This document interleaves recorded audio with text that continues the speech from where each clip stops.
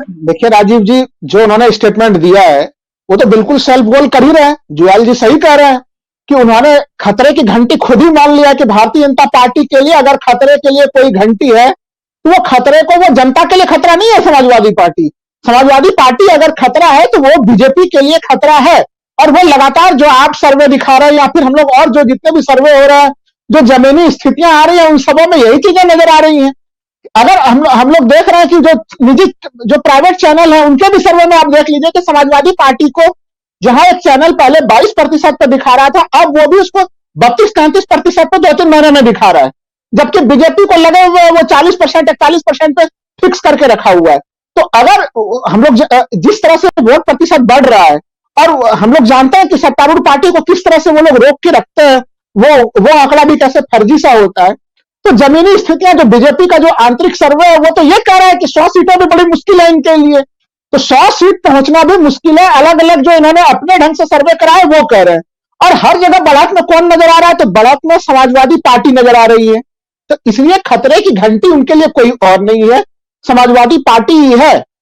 Samajwadi party ने कहीं न कहीं, चाहे वो पूर्वांचल का क्षेत्र हो, चाहे वो पश्चिम का क्षेत्र हो, दोनों तरफ काफी मजबूत बढ़त बनाई है। आज ही अगर मैं दोनों रैलियों का लाइव टेलीकास्ट में बहुत ध्यान से देख रहा था। आप देखिए, अगर आप मेरठ में देखेंगे तो जनता में एक कनेक्ट होने, देखिए प्रधानमंत्री जी कनेक्ट होने वाला पूरा भाषण देते हैं, लेकिन आप अगर देखेंगे गोरखपुर के रैली में, तो वहां पे जनता की तरफ से कोई उत्साह नजर नहीं आ रहा था। वही तरीका था जो लगातार जो उत्तर प्रदेश में जिस तरह से प्रधानमंत्री जी के लिए आयोजित प्रायोजित भीड़ जुटाई जाती है, बिल्कुल वही तरीके थे। वही सरकारी संसाधनों का पुनः दुरुपयोग का मामला था। तमाम तरह के मनरेगा के मजदूर, दूसरे अलग अलग जो है कि जो लाभार्थी हैं, आवास के लाभार्थी, दूसरे लाभार्थी, उन सबों को बुलाया जा रही है। बजाते जो सरकारी पत्र है उसमें सीधे सीधे उसका उल्लेख है, कोई इसमें कोई छुपा हुआ चीज भी नहीं है। तो जो हम लोग देखते थे जब प्रधानमंत्री भाषण देते थे पहले, और सामने से जनता जिस तरह से आक्रामक होकर मोदी मोदी का रिस्पॉन्स करती थी, उस तरह का कोई रिस्पॉन्स वहां पे नहीं था। लेकिन अब आप आ जाइए दूसरे तरफ मेरठ में। मेरठ में आप देखिए कि जनता बिल्कुल जो है कि वो कितनी एग्रेसिव है वहां पे अखिलेश के लिए। वो जो पूरा का पूरा गठबंधन बना है, वो दोनों गठबंधन के लिए जनता काफी जो है कि एक तरह से उसमें उत्साह उमंग नजर आ रहा है। वो उत्साह उमंग जो कि प्रधानमंत्री के रैली में हम लोगों को प्राय नजर आता था, वो अब शिफ्ट हो चुका है। तो कहीं ना कहीं जमीन पे बहुत कुछ शिफ्ट होते हुए नजर आ रहा है। जो आप सेल्फ गोल की बात आप कर रहे हैं, देखिए क्यों हो रहा है सेल्फ गोल? सेल्फ गोल होने के कारण है, देखिए उत्तर प्रदेश के किस स्थिति को गिनती कराएंगे? अगर उत्तर प्रदेश के प्रति व्यक्ति आय को देखें हम लोग, तो यह है $1000 प्रति व्यक्ति आय वार्षिक है उत्तर प्रदेश की आय। जिस पाकिस्तान के बिना भारतीय जनता पार्टी का मन नहीं भरता, पाकिस्तान की प्रति व्यक्ति आय है इस समय $1547। तो पाकिस्तान की प्रति व्यक्ति आय 1547, उत्तर प्रदेश की प्रति व्यक्ति आय है 1000। दूसरे, आज हम लोग जिस देश के साथ स्वर्ण जयंती समारोह मना रहे हैं, बांग्लादेश, बांग्लादेश का प्रति व्यक्ति आय है $2222 प्रति वार्षिक, जो कि भारत का प्रति व्यक्ति आय है $1947। तो भारत से भी ऊपर बांग्लादेश है, और यूपी से भी काफी कम हालत में, यूपी से भी काफी ऊपर पाकिस्तान है। तो ऐसे स्थिति में वो किस उपलब्धि की गिनती कराएंगे? गिनाने के लिए कोई उपलब्धि नहीं है। डबल इंजन का जो पूरा कॉन्सेप्ट था, वो पूरा कॉन्सेप्ट उत्तर प्रदेश में आके वो सांसें तोड़ रहा है, डबल इंजन का कॉन्सेप्ट। इसलिए कि देखिए, इस समय पहले बहुत सारे लोग मानते थे कि केंद्र और राज्य में जब एक ही सरकार होते तो केंद्र सरकार अपने प्रदेश वाले सरकारों को गलत गलत तरीके से ही सही लेकिन ज्यादा अनुदान दे देती है, और इससे उस सरकार का विकास ज्यादा बढ़ जाता है। लेकिन बीजेपी राज में उल्टी स्थिति हो गई राजीव जी। यहां पे हम लोगों ने देखा कि जो जहां पे विरोधी दलों की सरकार थी, वो तो लड़ झगड़ के भी एक तरह से जो कंपनसेशन था, जीएसटी कंपनसेशन, वो ले लेते हैं। लेकिन जो जीएसटी का रिफंड एक तरह से जो बीजेपी के खुद के शासित राज्य है, वो नहीं बोल पाते पब्लिकली, तो उनको नहीं मिल पाता है। तो स्थिति यह है कि जहां पे अभी बीजेपी की सरकार है, वो लोग अब द रिकॉर्ड कहते हैं कि भाई विपक्ष वाले ले रहे हैं, उनको पैसे मिल जा रहे हैं, हम लोगों को नहीं मिलते, क्योंकि वो तो प्रेस कॉन्फ्रेंस करके सरकार के ऊपर हमला करना शुरू कर देते हैं। तो इसलिए डबल इंजन का कॉन्सेप्ट पूरी तरह से फेल हो चुका है। सरकारी संसाधनों का दुरुपयोग करके भले ही प्रधानमंत्री रैली में भीड़ जुटा रहे हैं, लेकिन उस रैली में वो उत्साह कहां से लाएंगे जो अखिलेश के रैली में हम लोगों को यहां पे नजर आ रही है? आप समझ के देखिए, इन्होंने पूर्वांचल एक्सप्रेस भी बनाया, यहाँ पे किसानों के तमाम मांगों को ये ले भी रहे हैं। आज भी देखिए, इन्होंने किसान संगठनों को प्रस्ताव फिर से भेजा है कि हम आपकी इस मांग को भी मान ले रहे हैं, हम आपकी इस मांग को भी मान ले रहे हैं। लेकिन इतना जो लंबा आंदोलन चला और जनता के बीच में देखिए, तो किसानों का मुद्दा पश्चिम में अगर हम लोग बातचीत करें तो एक तरह से जयंत की स्थिति जो इतनी मजबूत स्थिति बनी है, और किसान आंदोलन ने उनकी स्थिति को मजबूत बनाया है। 2013 के मुजफ्फरनगर दंगे के बाद जो विभाजन की स्थितियां थी, वो विभाजन की स्थितियां खत्म हो गई है। अब तो हर हर महादेव और अल्लाह अकबर अल्लाह के नारे बिल्कुल मजबूती के साथ पश्चिमी यूपी में लग रहे हैं। तो जो ये स्थितियां बनी हुई है कि जहां पे आपका जाति समीकरण भी बिगड़ रहा है, आप एक तरह से पोलराइजेशन की परिस्थितियों को भी आप नहीं ला पा रहे हैं, तो ये एक स्थिति है। और इस स्थिति में फंस के कहीं न कहीं प्रधानमंत्री सेल्फ गोल कर रहे हैं, बिल्कुल दिखाई दे रहा है। क्योंकि देखिए, अगर पश्चिमी यूपी की बात करें तो मेरठ, बागपत, सहारनपुर, इन सब जगहों को मैं कई बार घूम रहा हूं इस बीच में। और विशेषकर कब मैंने घूमना प्रारंभ तब से किया जब 19 नवंबर को प्रधानमंत्री जी ने कहा कि भाई हम तीनों कृषि कानूनों को वापस ले रहे हैं। तो जनता से मेरा समझने का प्रयास यही था कि तीनों कृषि कानून को वापस लेने के बाद क्या फिर से उनका बीजेपी के लिए प्यार उत्पन्न हुआ कि नहीं हुआ। लेकिन एक क्रॉस जो अभी जुयाल साहब भी सही चीज कह रहे थे कि यहां पे जो है, अगर हम लोग पश्चिमी यूपी को देख रहे हैं तो यहां पे किसान आंदोलन का प्रभाव बहुत जबरदस्त है।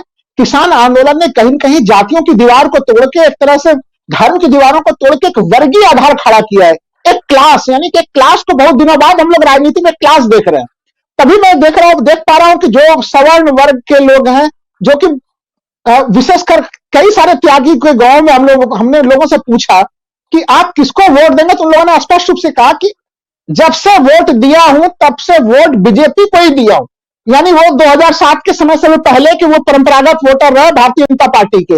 लेकिन इस बार काफी जबरदस्त नाराजगी है उनकी। नाराजगी के कारण ये किसान आंदोलन है, प्लस सरकार की अन्य जो अविश्वास फैला है सरकार के प्रति, कि प्रधानमंत्री जी जो कुछ बोलते हैं उसकी विश्वसनीयता ही नहीं है। मतलब वो अभी भी उनको ये डर है कि किसान आंदोलन खत्म भी हो जाएगा तो क्या कल के डेट में वो कानून फिर से वापस नहीं आ जाएंगे। क्योंकि साक्षी महाराज या फिर जो अन्य लोगों के जो तमाम बयान आए हैं उससे भी लोगों में काफी डर उत्पन्न है। दूसरा, हर किसी का सीधा सवाल है कि आखिर 700 से ज्यादा किसानों के शहीद होने के बाद पर सरकार ने इतना लंबा इंतजार क्यों किया। हम लोग देख रहे हैं कि 5 जून 2020 को सरकार अध्यादेश लेके आई, उस समय से इसका विरोध प्रारंभ हो गया था। फिर उसके बाद सरकार कानून बनाती है। राज्यसभा में जो घटना घटी थी वो भी हम लोगों ने देखा था कि किस प्रकार की घटना राज्यसभा में रही थी। विपक्ष को दरकिनार करके आपने कानून पारित कराया था, आनंद फानन में राष्ट्रपति ने उसके ऊपर सिग्नेचर भी कर दिया था। और ये 26 नवंबर से आंदोलन फिर दिल्ली के सीमाओं में आ गया, जो घटनाक्रम आपने बताया। तो इस 26 नवंबर से फिर 19 नवंबर क्यों हो गए? 22 जनवरी को 11वें राउंड की आखिरी वार्तालाप हुई थी, तब अब जाके वार्तालाप फिर से शुरू हुई है जब उत्तर प्रदेश चुनाव मुहाने पे है।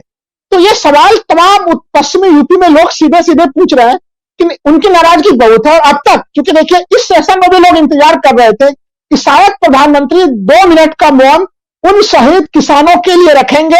उस मोर्चे पे भी वो एक तरह से कहीं कहीं जो एक काफी भावनात्मक पक्ष है किसानों से संबंधित, उस मोर्चे पे भी भारतीय जनता पार्टी फेल हुई है। माफी उन्होंने जरूर मांगा है, लेकिन अभी तक उन शहीदों को कोई श्रद्धांजलि देने का प्रयास भारतीय जनता पार्टी की तरफ से नहीं हुआ है। तो ये कुछ ऐसी चीजें हैं जिसने पश्चिमी यूपी में काफी ज्यादा आक्रोश का स्तर बढ़ा दिया है। लोग बराबर पूछ रहे हैं कि अब तो बस 1 महीने का समय है, अब तो हम लोग 2022 में आ जाएंगे, तो हमारी आय कब डबल होगी। तो जिस प्रकार से यहाँ पे लाइनों में खड़े होके एक तरह से जब लोग खाद खरीदने के लिए जा रहे हैं, उर्वरक लेने के लिए जा रहे हैं, उसमें भी देखिए क्या स्थितियां रही है, रस्साकस्सी कैसी रही है। तो ये कुछ ऐसे प्रभाव है जिसका पश्चिमी यूपी में उसको आप अलग कर ही नहीं सकते हैं। तो यहाँ का पूरा समीकरण, चाहे वो धार्मिक समीकरण हो, चाहे वो जाति समीकरण हो, वो समीकरण काफी टूटे हुए नजर आ रहे हैं। देखिए बीजेपी, ये मैं मानता हूं कि बीजेपी को विपक्षी पार्टियों को कमजोर करके नहीं आंकना चाहिए। वो 24/7 चुनाव के मामले पे बिल्कुल काफी गंभीर रहती है। वो नए नए एजेंडे उठाती है, जैसे कि अभी हम लोगों ने देखा अचानक से कृष्ण मंदिर का मामला उठ गया। कृष्ण मंदिर को लेके भी जो जनता के बीच, जब मैं कल मैं मेरठ में था, वहां पर जब लोगों से मैंने सवाल पूछे कृष्ण मंदिर को लेकर आप लोग क्या रहा है, क्योंकि अयोध्या के बाद अब कृष्ण मंदिर का मामला आ चुका है। लोगों ने, चाहे वो अलग अलग वर्गों के लोग थे, लोगों ने खारिज कर दिया सिरे से कि ये कोई मुद्दा नहीं है। ये सरकार जो है कि लगातार जो है कि धर्मगत मामलों को उठा रही है। अब अयोध्या खत्म हुआ तो काशी खत्म हुआ तो अब हम चले जो है कि मथुरा के मामले को लेके आ गए। ये हमारे मुद्दे से हमें भटका रही है। हमारा जीवन यापन बहुत कठिन हो चुका है और युवाओं में जो जबरदस्त आक्रोश है मतलब युवाओं का आक्रोश तो आप ऐसा है कि वो बिल्कुल घेर लेते हैं, और जब जानते हैं कि आप मीडिया वाले हैं तो काफी ज्यादा नाराज भी होते हैं कि हमारे बेरोजगारी के मामले को नहीं उठाया जा रहा है। वो लोग कहते हैं केशव प्रसाद मौर्य को जरूर जो है कि अभी जो है कि कृष्ण जी का मंदिर याद आ रहा है, लेकिन केशव प्रसाद मौर्य जिस ओबीसी का नेतृत्व कर रहे हैं, जब 69,000 शिक्षकों की भर्ती हो रही थी और भर्ती हुई, उस पूरे मामले में ओबीसी आरक्षण का कहीं पे उत्तर प्रदेश में पालन नहीं हो पा रहा, यह उनका एक अपना अलग आक्रोश है। तो जो अलग अलग जो बड़े बड़े वर्ग हैं, उन सबों की बड़ी व्यापक नाराजगी नजर आती है। यही कारण है कि अखिलेश यादव यह स्पष्टता हम लोग को कहते हुए नजर आ रहे हैं कि भाई पश्चिम में जो है कि वो डूबेगा। मुझे जो समझ में आ रहा है कि पश्चिम में तो डूबेगा ही डूबेगा। पूर्वांचल की भी स्थितियां, जो अलग अलग रिपोर्टर्स से, जो वरिष्ठ पत्रकारों से मेरी वार्तालाप हो रही है, पूर्वांचल की स्थिति भी बड़ी बेहाल स्थिति है। वहां पर भी कड़ी, अभी तक थोड़े बीजेपी के लिए जो राहत वाली सवाल है, वो सवाल थोड़ा मध्य वाले क्षेत्र से ही मिल रहा है कि वहां पे थोड़ी उनकी स्थिति जो है कि ठीक ठाक हालत में है। बुंदेलखंड में भी उनको चुनौती मिल रही है। तो एक तरह से अक्रॉस अगर हम लोग देखें तो पश्चिम तो बिल्कुल गर्म माहौल वाला जगह है। किसान आंदोलन ने इनकी पूरी स्थिति बिगाड़ दी है। एंटी इनकम्बेंसी के फैक्टर, सरकार ने चूंकि वादे बहुत बड़े किए थे, देखिए 350 सीट जब जनता किसी को देती है तो उससे अपेक्षाएं भी काफी बड़ा अपेक्षा होती है उस सरकार से, और जो अपेक्षा थी उसके तुलना में सरकार ने कोई परिणाम नहीं दिया। तभी तो स्थिति यह है कि भाई पाकिस्तान, जिस पाकिस्तान का नाम आप दिन रात लेते हैं, उस पाकिस्तान का भी प्रति व्यक्ति आय उत्तर प्रदेश से जो है कि ज्यादा ही है, आपसे काफी ज्यादा स्थिति में। खुद अगर हम लोग देखें, अभी उत्तर प्रदेश सरकार खुद दावा करती है कि हम राशन पहुंचा रहे हैं 15 करोड़ जनता को। 22 करोड़ की आबादी है उत्तर प्रदेश की, उसमें से 15 करोड़ लोगों को आप राशन ही पहुंचा रहे हैं, यानी आप खुद मान रहे हैं कि गरीबों की संख्या उत्तर प्रदेश में 15 करोड़ है।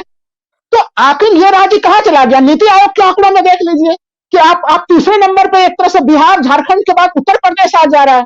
तो उत्तर प्रदेश को डबल इंजन का लाभ मिला कहां पे? कोरोना काल में हम लोगों ने देखा कि संगम क्षेत्र में क्या घटनाएं घट रही थी। मैं पश्चिमी यूपी की बात कर रहा हूं कि पश्चिमी यूपी के जिन गांव में भी मैं जा रहा हूं, एवरेज रूप से प्रत्येक गांव में कोरोना के समय के जब आंकड़े भी मैं लोगों से पूछ रहा हूं, तो वो कह रहे हैं कि कम से कम हर गांव में 15 से 20 लोगों की मृत्यु कोरोना के सेकेंड वेव के दरमियान में हुई है। तो वो भी एक बड़ी भयानक त्रासदी है। लोग उस दर्द से अब तक उबर नहीं पाए। रोजी रोटी जो लोगों की चौपट हुई है, उसके लिए सरकार के कोई इंतजाम नहीं है।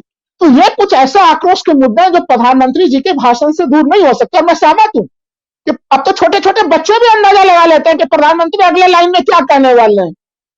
वो जब भोजपुरी में बोलते हैं बच्चे भी समझ जाते हैं कि लगता है प्रधानमंत्री कहीं भोजपुरी बेल्ट में घूमने के लिए गए हुए हैं। तो उनके भाषण में नवीनता नहीं है। वो नवीनता से जी भी ज्यादा बड़ा मुद्दा यह है कि विश्वसनीयता। प्रधानमंत्री कुछ बोले और उसकी जो विश्वसनीयता होनी चाहिए, वो विश्वसनीयता ही समाप्त हो चुकी है। कहां गए वो स्मार्ट सिटी? अचानक से उत्तर प्रदेश में हर जगह बोर्ड लग जाता है कि उत्तर प्रदेश में देखिए स्मार्ट सिटी तैयार हो गया, भारी संख्या में हम तो स्मार्ट हो चुके हैं। तो समझ गए कि ऐसी कोई भी घटना यहाँ पे घटती नहीं है। ना तो गरीबी घटी, बेरोजगारी अभूतपूर्व स्तर पे है।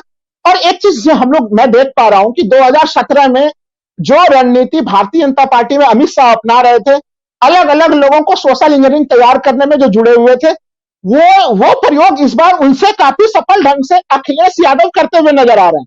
चाहे आप पश्चिमी यूपी को देखिए, इस गठबंधन को, जयंत चौधरी को भारतीय जनता पार्टी ने अपने खेमे में लेने की पूरी कोशिश की थी। तमाम प्रयास किए गए थे कि इनका गठबंधन ना हो सके, वो उनके तरफ चले जाए। लेकिन यह मानना पड़ेगा कि अखिलेश यादव गठबंधन के राजनीति को काफी अच्छे ढंग से उन्होंने अब तक किया है। हालांकि जब समाजवादी पार्टी के लोगों से बातचीत होती तो वो उत्साहित जरूर है कि इस समय तक हमारी स्थिति काफी अच्छी है, लेकिन वो लोग भी जानते हैं कि बीजेपी कोई भी नया प्रयोग कभी भी कर डालती है। पता नहीं, इसलिए एक प्रवक्ता हमें कह रहे थे कि हम लोग नजर बनाए हुए हैं कि कहीं पाकिस्तान की तरफ से, पाकिस्तान के मामले को लेकर फिर कोई बड़ा न्यूज ना आ जाए। तो ये अब हर किसी को समझ में आ रहा है कि जब चीजें देश के अंदर की राजनीति अगर आपसे नहीं समझती है, तो हो सकता है आप सीमाओं के मामले पे भी रहे। जनता के साथ प्रतिक्रिया में जनता की बड़ी तीखी प्रतिक्रिया है, क्योंकि देखिए राष्ट्रवाद की आंधी पूरे देश भर में चल रही है और वो आंधी अभी भी है। लोग अभी भी राष्ट्रवादी हैं। और जिन लोगों को भारतीय जनता पार्टी ने खुद ही राष्ट्रवाद के पूरे चाशनी में डुबाया, वो ये पूछ रहे हैं कि हम अगर पाकिस्तान के साथ इतने सख्ती से बात करते हैं, तो फिर हम चीन के साथ इतने दबे हुए जुबान में क्यों बात करते हैं? खुद उनके सांसद ही कह रहे हैं कि भाई हम चीन जो भारतीय जनता पार्टी इस समय जो अभी के हालात हैं, उसके लिए चुनौतियां उत्तर प्रदेश में काफी ज्यादा है। और पश्चिमी यूपी में तो मेरा व्यक्तिगत अनुभव जो रहा है कि अगर मैं 20 लोगों से पूछता हूं, अगर मैं बिल्कुल एट रैंडम किसी जगह पे खड़ा होके, तो 20 में से कम 15 लोग बीजेपी के प्रति काफी जबरदस्त मुझे नाराज दिख रहे हैं। ये मेरा व्यक्तिगत अनुभव रहा है, राजीव जी।